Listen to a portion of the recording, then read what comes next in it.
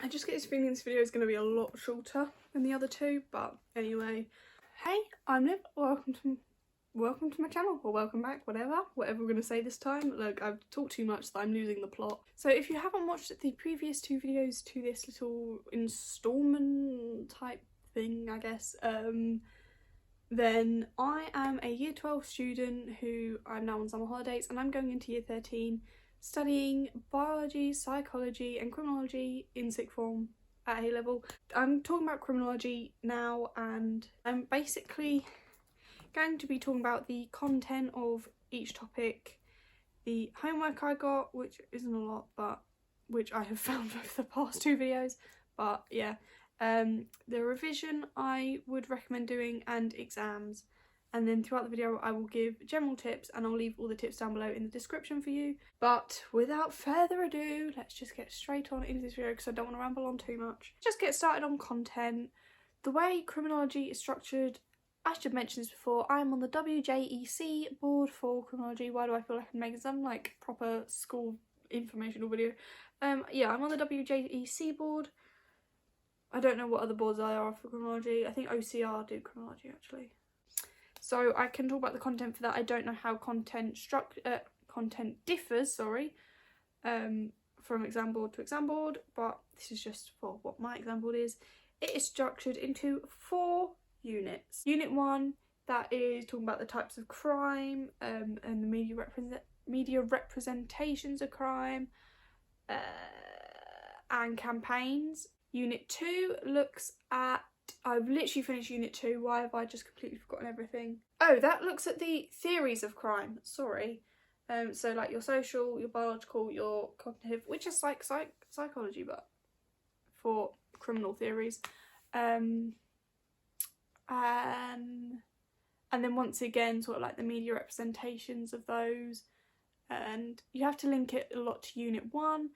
Unit 3, which I'm about to go into in September, I think looks at police and like who investigates a crime scene, who's involved in prosecutions and stuff like that. So like your police officers, your forensic investigators, pathologists, CSI, CPS, everybody like that, which I believe is what Unit 3 is. And then Unit 4, I have no idea because my teacher hasn't talked about it. That is the content. Obviously I can't talk too much more on it, except, you know, like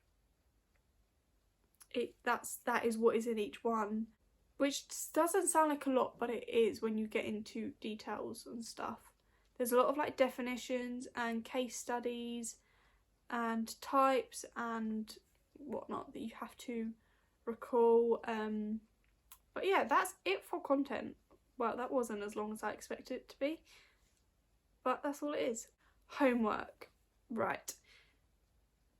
Like I've said in the previous two videos, this is subjective to my teacher. She didn't set a lot of homework. This is the same teacher I had for psychology as well, so yeah.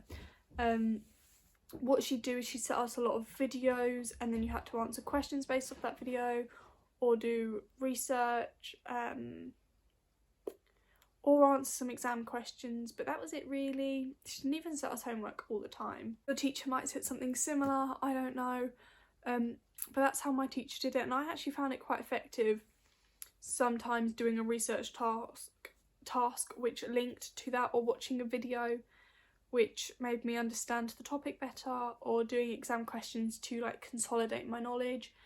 Sometimes my teacher would just even want us to make like revision resources, even if we didn't have an exam. But yeah, that's it really for homework. Like I've said before, I expected the homework bit to be longer, but then once I started talking about it, I realised it was subjective to my teacher. I assume that a lot of teachers structure their teaching the same way, so that's sort of what they do as well, but other than that, there's not much else I can say on homework. I feel like exams is going to be a bit longer, so I'm just going to talk about revision here, which I can only say like mind maps and linking like flow diagrams are a good way to link topics so that they're easier to remember. I guess you could do exam questions. Yeah, just like mind maps and flashcards and your generic way of revising is just good enough for revision of that. You just need to know the content, and that's it. That's all I can say on revision. But as for exams here, I can now talk to you a little bit more, because one thing I loved about criminology is that it's 50% examination, 50% coursework. Unit 1, coursework. Unit 2, examination. Unit 3, coursework. Unit 4, examination. Unit 1 coursework, I did back in December, and I've got that back. I got, it's out of 100 marks, and I got 94 marks out of 100. So that meant I got 94%, which was really good. You're sitting at a computer for 8 hours, 4 hours one day, 4 hours another day, doing the coursework.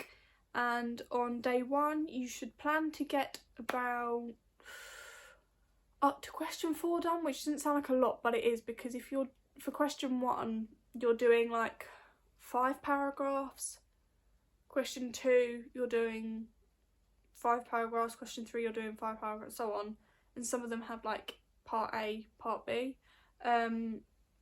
So it is a lot. If you have extra time, obviously you have an extra hour, so you have 5 hours one day, 5 hours another day, which is what I had. And the next day you aim to get everything else done. Your teacher will obviously talk to you more about your coursework in detail when you get to doing it, but yes, they will explain it all to you. If you have any questions on coursework, let me know. But it's not that it's fun. It's not fun, but it's, I guess, slightly easier because you can take in all your notes, as long as it's not what you have to have written it yourself, but you can take in all your notes to the exam, so it's there for you. And if you don't remember something on the first day, you can write it down, take it into the exam, and then add to it next week. First day your computer will not have access to the internet, so don't even try. Second time, because you have to create merchandise, you will, so you can grab pictures and whatnot. But that is all I can say about coursework for Unit 1. Examination for Unit 2, I don't know if mine's going ahead. I was meant to do mine in May, but it got cancelled due to COVID. And we're unsure yet if they're rescheduling it for next year. So at the minute, I'm not doing it, but what that is basically everything you learn in Unit 2 and link that to Unit 1. There will be questions on Unit 1.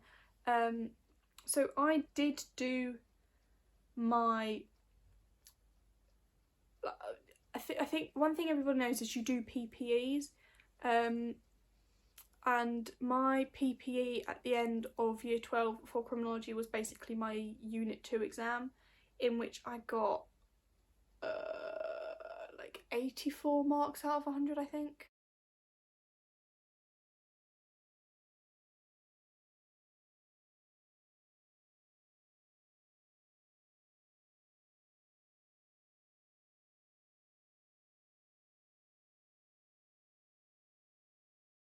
That was sort of Unit 2, and then Unit 3 again is coursework, but I don't know how that's structured, and Unit 4, I have no idea on what that is. It's sort of how exams are structured in criminology. It's the actual examinations have mixtures of questions being of like 1 mark, 2 marks, 3 marks, 4 marks, and a lot of the time, oh my gosh, it's just come to me what I didn't talk about.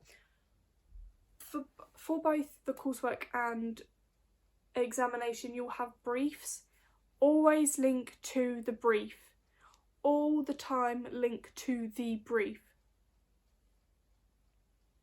It's as simple as that. That's going to bump you up so many marks, and people just don't do it. Like, the brief was there, use it, link to it. That's for both your coursework and your examination. Oh, hello.